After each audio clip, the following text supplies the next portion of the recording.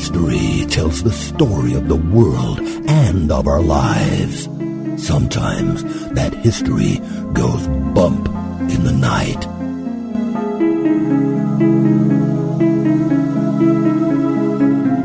Broadcasting from the center of oddity and the supernatural in Central Florida, it's the History Goes Bump podcast. Hello, you spooktacular people. Welcome to this 41st episode of the History Goes Bump podcast. Ghost tours for the theater of the mind. I am your host, Diane. And this is Denise. And tonight, we're going to, Canada. To British Columbia, one of my favorite provinces in Canada.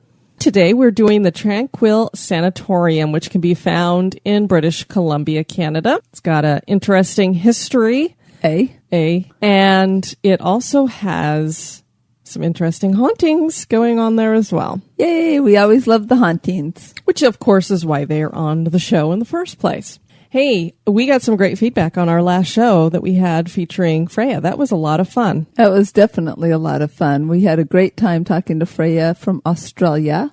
One of the things that we love about our relationship with our listeners is that we're very open and honest with you guys and transparent about things. So I think everybody knows that when it comes to technology, we're not the best. And by we're, she's not talking to me because I'm absolutely horrible. I'm not even beginning to be okay. You know how to flip the switch to turn your microphone on. Woohoo! Look at me go. And I can scroll down. Yes. I have been for months pulling my hair out because I could not figure out how to get the Skype to go into the mixer so that it would go into our little handheld recorder so that we could have interviews with people on Skype. So, Diane, show them when you're frustrated dealing with the computer. What do you say? Denise says I sound like a turkey because instead of punching the computer, I make weird noises with my mouth.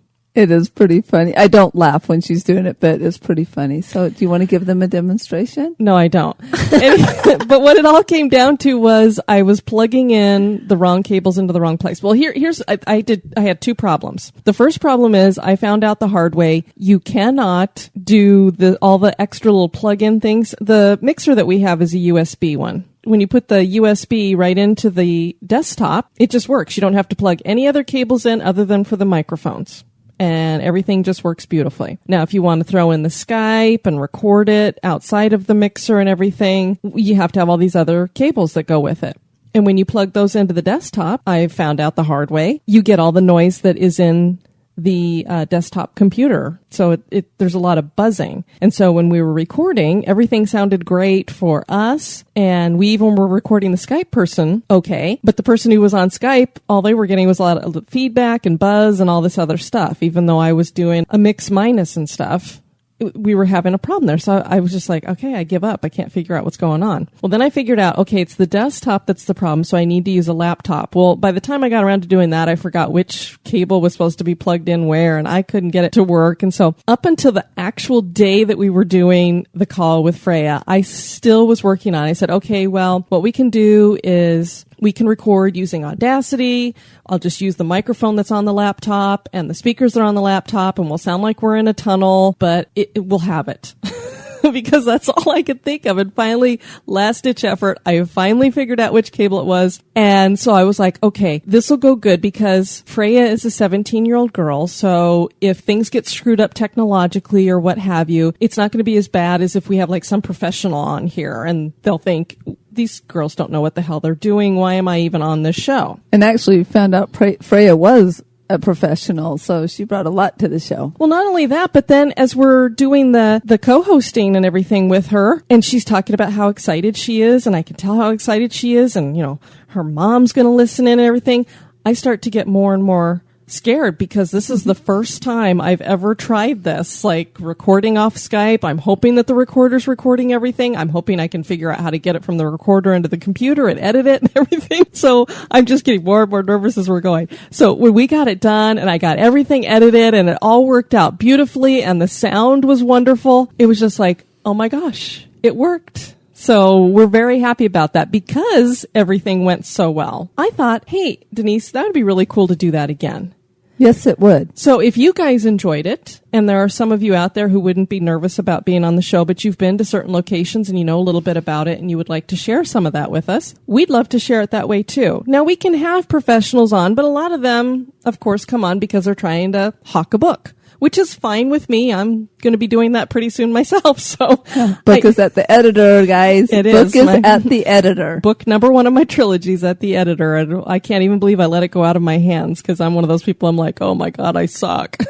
So start pressuring her to publish her children's book that she wrote 10 years ago. Okay. And it's fine, if they're coming on because they want to talk about their book, but then a lot of the time they don't want to share a whole lot of details because then nobody's going to read the book because they just told you everything on air. It's kind of like when people write true crime, they try to hold back some of the juicy elements so you'll read the book. So I've never really wanted to have people on who had a book because are they going to share everything with you and all that other stuff. But I thought, wow. And we might have some people on like that in the future and stuff. But I thought, wow, wouldn't that be cool if we had it kind of open that way? So not only do we want to hear your tales, if you want us to share it with other people, if you've had a real life ghost experience, and if you've had those, we'd love to hear those too, because we can put those in our bonus cast. But if you want to do something similar to what Freya did, we're open to that. Absolutely. Also, we don't do a whole lot of prayer requests and stuff here on the show, but I know that Mary, who's one of our listeners out there, has been following a little guy named Baby Max, and I hate it when children have cancer, Denise. It's horrible when anybody gets cancer. I hate cancer, and when it's children, especially babies, I just hate it. And little baby Max has been fighting this cancer for some time, and it was starting to shrink, but they went in and got an MRI this last week, and it's growing again. So if you would just send some prayers out to baby Max that cancer will go away, that would be wonderful. We want to give a shout out to our followers over at TuneIn. We've hit 144 followers, Denise. Wow, 144. So I guess they're tuning in. That's very cool. So hi to all of you listening in on TuneIn. Of course, we love all of you people who are listening in on Stitcher and on iTunes as well, or wherever you happen to be listening to the podcast. You can check out our website at historygoesbump.com. As of right now, which is this show will be up on April 19th, 2015. If you go over to the website right now, you see there's a little maintenance sign up there because I am working to try to get the site so it pops a little bit more and it's a little bit more user-friendly because I wasn't happy with what we had before. And now that I've got a little bit more web development under my hat, literally, folks, we do it all here. I'm trying to do some... I love that she includes me in everything.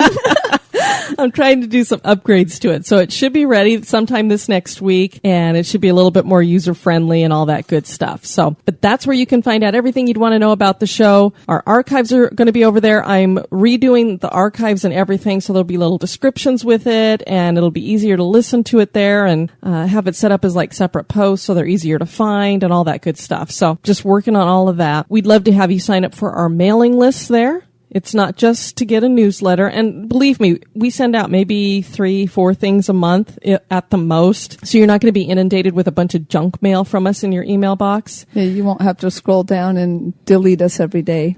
Exactly. But we want to have a way to be able to communicate with you guys, especially for people who are not necessarily on any of the social media, especially on our upcoming trip here, because we're going to try to set up some things, and that would be the best way for us to communicate with you is to send out an email and let you know that something's going on. You can donate to the show there. You can buy things from the Emporium, and we're getting ready to book a lot of our stuff for the road trip. So we'll get those all up on the events page so that people can see where we're going to be and what times and all that good stuff. If you'd like to join us along the road, if you're in any of the cities where we're stopping at. Denise, if they want to send us some feedback, where can they do that? They can do that at historygoesbump@gmail.com. Fabulous. Well, I think we're ready to get going. Yes, we are.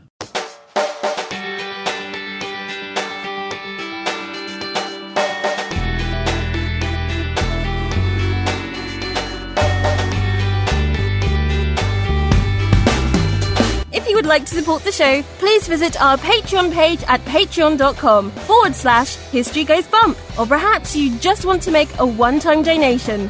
Click the donate button on our website at historygoesbump.com.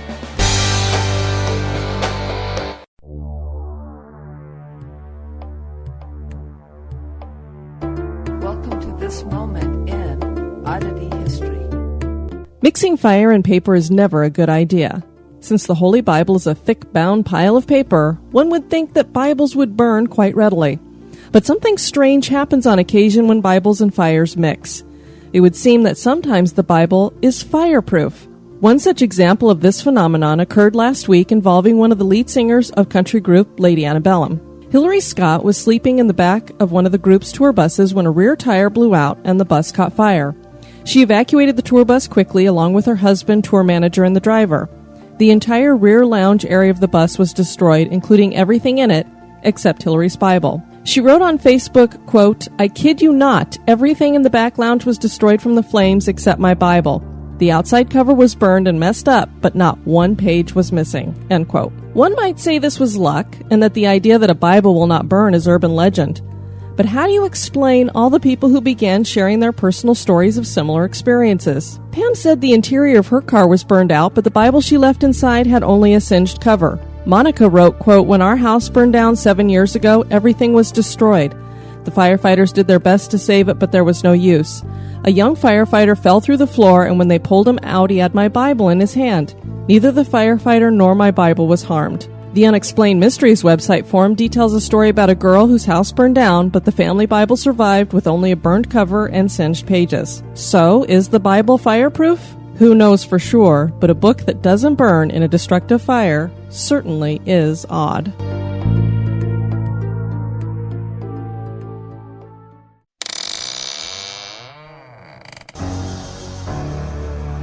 Are you afraid of the dark?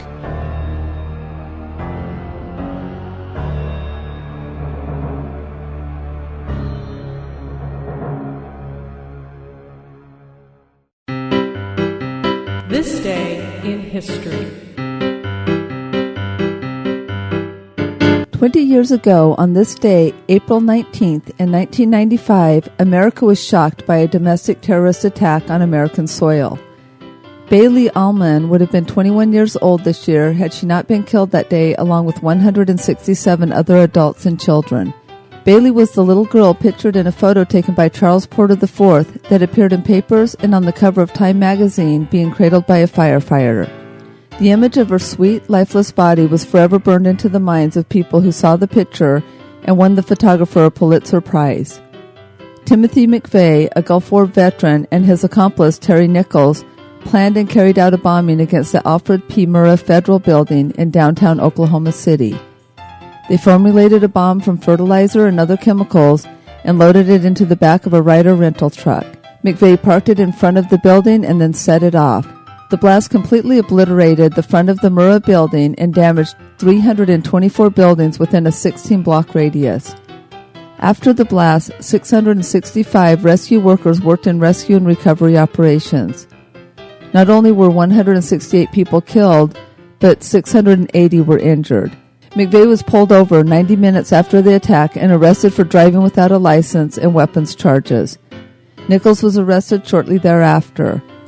McVeigh claimed that he was motivated to give the government some payback after the Ruby Ridge and Waco sieges that were disastrous for the government. Nichols was sentenced to life in prison without parole, and that included 161 life sentences, which set a Guinness World Record. He is incarcerated at the Mexican Security Prison in Florence, Colorado. McVeigh was sentenced to death, and that was carried out via lethal injection on June 11, 2001. The Oklahoma City National Memorial was built outside the Murrah building and dedicated in 2000.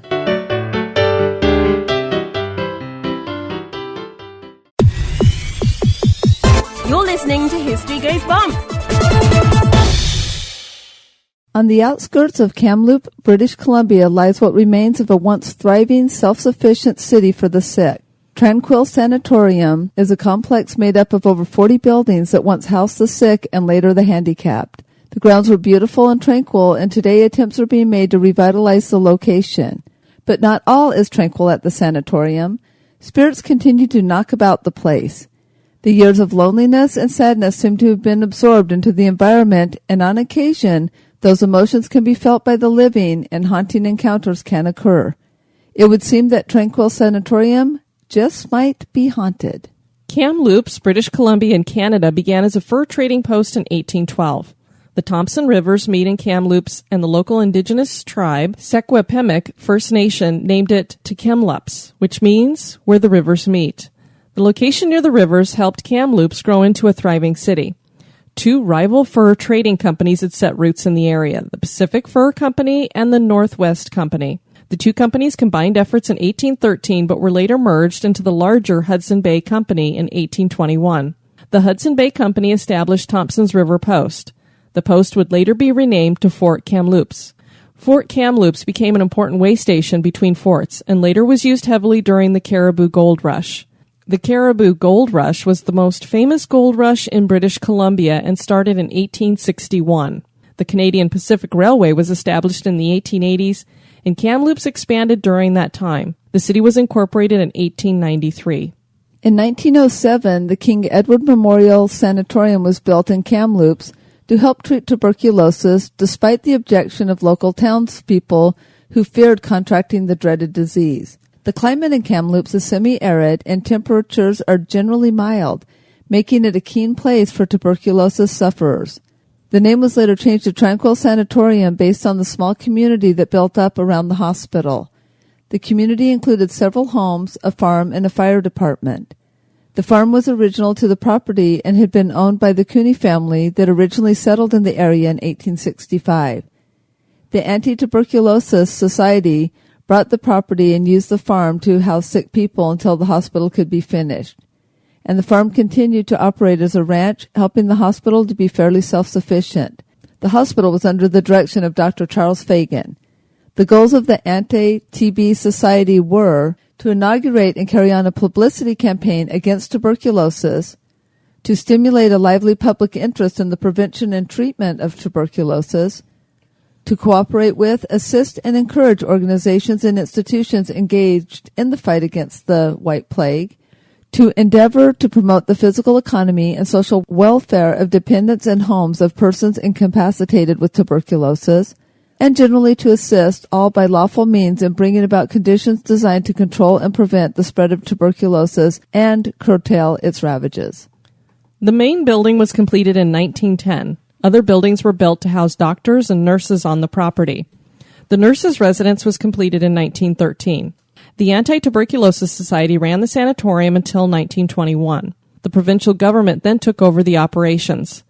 The decision to transfer operations to the government at that time was made because, according to Provincial Secretary John McLean, quote, "This is too large and important an undertaking to be managed and supported by voluntary effort, and secondly because the care of contagious disease of this nature should be the duty of the province," end quote. The government built the J.B. Greaves building in 1921 using money donated by J.B. Greaves to the Anti-TB Society. In all, there were 40 buildings on the property, with 4 of them serving as hospitals, including the main building, the Greaves building, the East-West Pavilion, and the infirmary. A beautiful sunken garden was built on the property as well. Access tunnels were built below the gardens to facilitate the transport of food and laundry. The hospital closed in 1958 when tuberculosis had become less of a threat because a cure was discovered in 1957. Tranquille Sanatorium was repurposed and reopened the following year as a place to house the mentally handicapped and mentally ill. Conditions in such hospitals was deplorable around the world. Tranquil tried to be different. The food was good and care was better than most places, but privacy and other concerns were poor. Unionization caused care to decrease in the 1970s.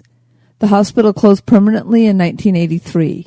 20 years later, a group of investors bought the property and renamed it Tranquil on the Lake. Many of the buildings were decorated with murals that still exist to this day. Restoration efforts are underway, and the ranch is still a working farm that is open and sells produce as the Tranquil Farm Fresh Market on the weekends. The ultimate plan is to make the area an urban living location. We wonder if prospective residents have been told about the unseen residents that knock about the place. The interesting thing, Denise, when I was doing the research about what had happened with this building after it closed as a sanatorium, is that I would see 2 different things. Some places would say that it was a place that was open for the mentally ill, and then other places would say it was a place for the mentally handicapped.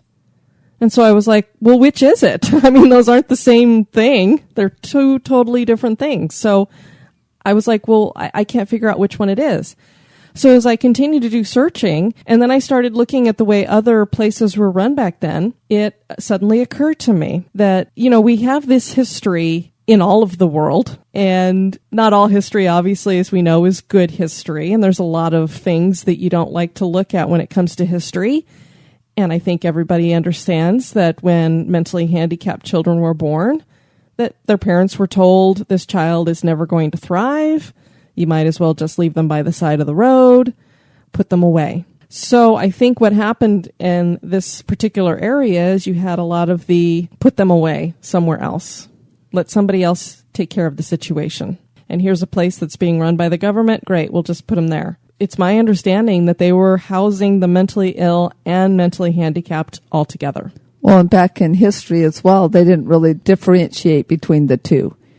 They just kind of considered if you weren't like all able-bodied, that there was something wrong with you and you were mentally ill, and that's such a bad... That's true, because obviously autism has become something that only in the past couple of decades is been something that we understand, but is it just because all of a sudden autism came out of nowhere?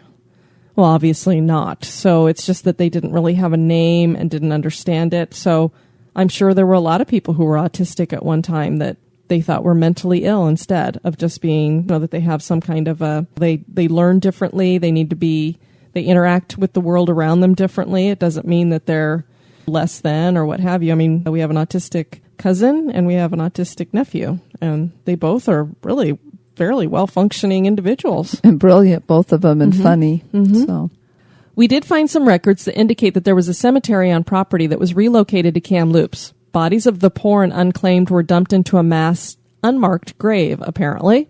Not something one wants to do if they hope to keep spirits at rest. Reports of light phenomenon abound on the property. Light orbs and faint floating lights are seen traveling in circles, especially at the main entrance, and the lights go on and off by themselves. Many of the buildings are abandoned and will probably be demolished. Apparitions and dark figures have been seen in the windows. A bizarre twisting mist has been captured in pictures. The mist is not witnessed by the naked eye. The hospital had been divided into several wings. The B wing in particular has reported hauntings. Pediatrics was contained in this wing, and the crying of children is heard there. An apparition has been seen wandering in the same area, claiming she is looking for her lost child. She is witnessed crying. Those cries echo in the hallways even after she disappears. An electrician reportedly died in the basement while doing repair work, and his spirit is sometimes seen down there. As mentioned earlier, there were underground tunnels beneath the sunken gardens. These tunnels are reportedly the most haunted area of the location. More than food and laundry was moved in these tunnels. Dead bodies were transported this way as well. The staff did not want to upset the living, but apparently they did upset the dead.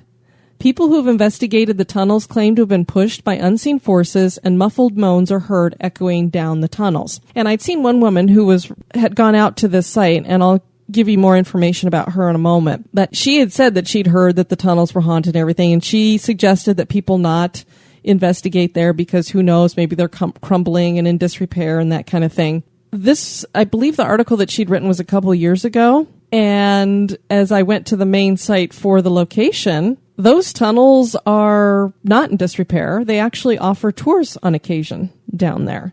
And when you look down there, I mean, they look like they're all concreted in and everything. It's not like, they're dirt on the sides or something. Right. I mean, they're official tunnels underneath there, and they look like they're okay.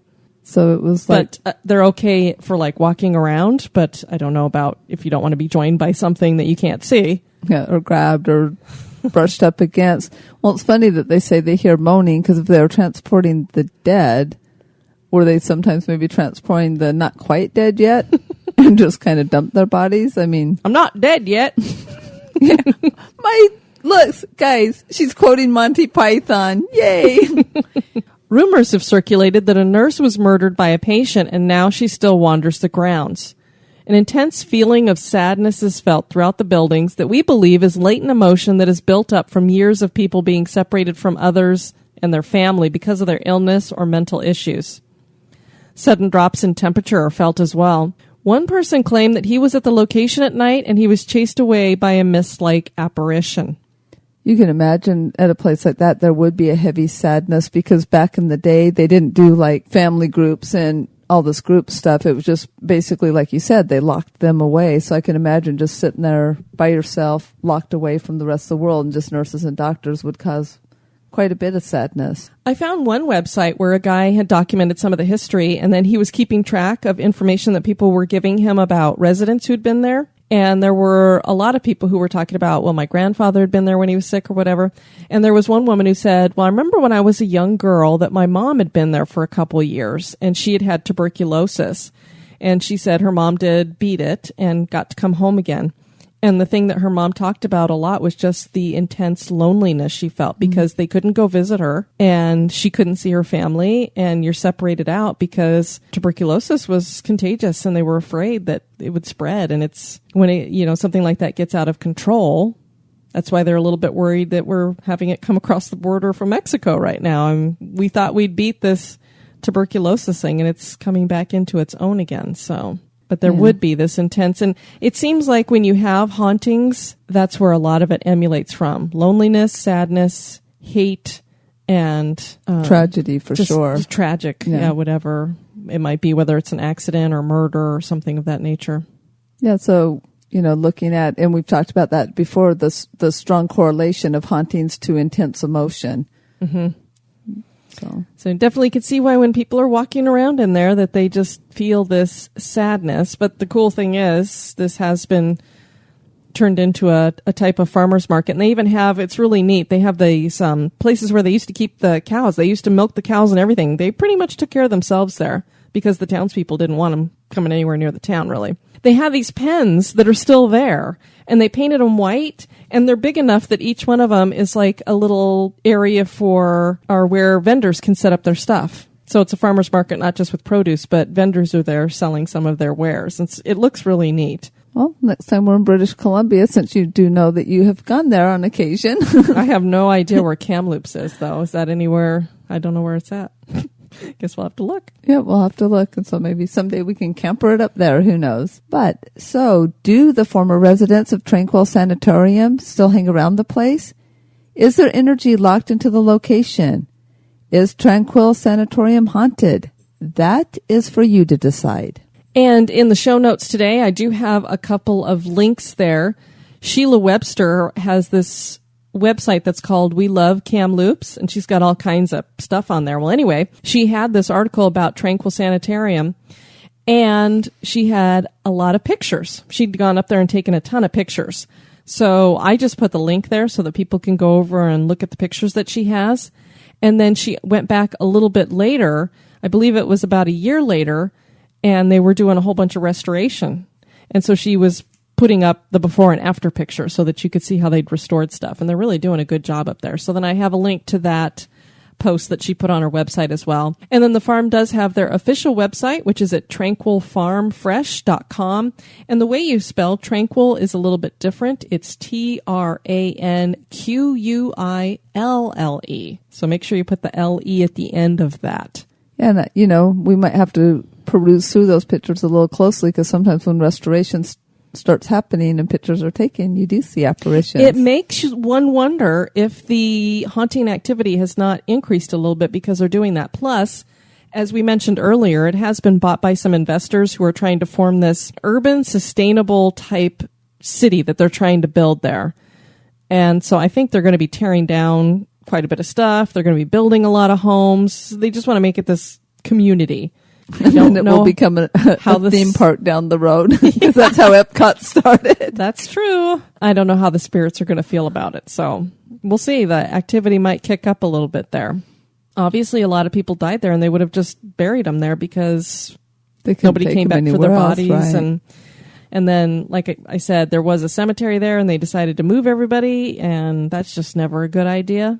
You don't want to build on top of them either. But, I hate it when they move stuff. And of course, when people are poor or unclaimed, they just get left behind, dump it on a mass grave, and there's no markers or anything. So it's kind of unfortunate that way. And the really unfortunate thing about this location is the reason why that guy had set up the website and was trying to get all these personal stories. There's not a lot of records.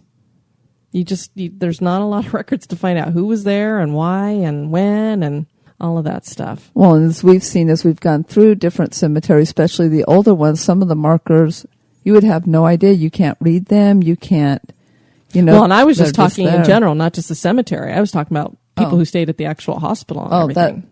That's true too. So We're going to still be out of the country for the next show. We're going to go to Ireland again. Back to Ireland. And we're going to do Leap Castle. Leap. Don't leap from that castle. I'm like Leap Castle. The first thing that comes to mind is that little Lucky Charms guy leaping around. Oh, my Lucky Charms. Okay. You did it. And then after that, the final show of April, we're going to go to Egypt. Which was a listener-suggested location. Yes, Levi said he likes Egyptology and he'd love to hear something about Egypt. So we're going to do the Valley of the Kings. Ooh, that will be amazing. Yes. So we're going to talk like an Egyptian. How did Egyptians talk? I mean, I don't know, but we're not going to be walking like Egyptians. So I was about to do the whole walking like the Egyptians. Does that really date us going back to so the we're going to have to Bengals? talk like an Egyptian. Talk like an Egyptian. They made hieroglyphics, so They still talked. Oh, they did? No, they just wrote on walls. It looks really cool. That's how they talk to each other. They just walk around with these little tablets and hammer into them. Man, it takes forever to have a conversation in this town. The original chat room. All right, well, enough from us. Thank you so much for joining us for this show. I've been your host, Diane. And this has been Denise. You take care now. Bye-bye.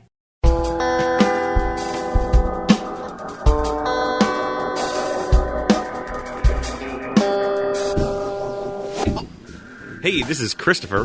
And this is Joe. From the Curioso podcast. And here at the Curioso, when we want to listen to ghost tours or the theater of the mind, we listen to the History Goes Bump podcast.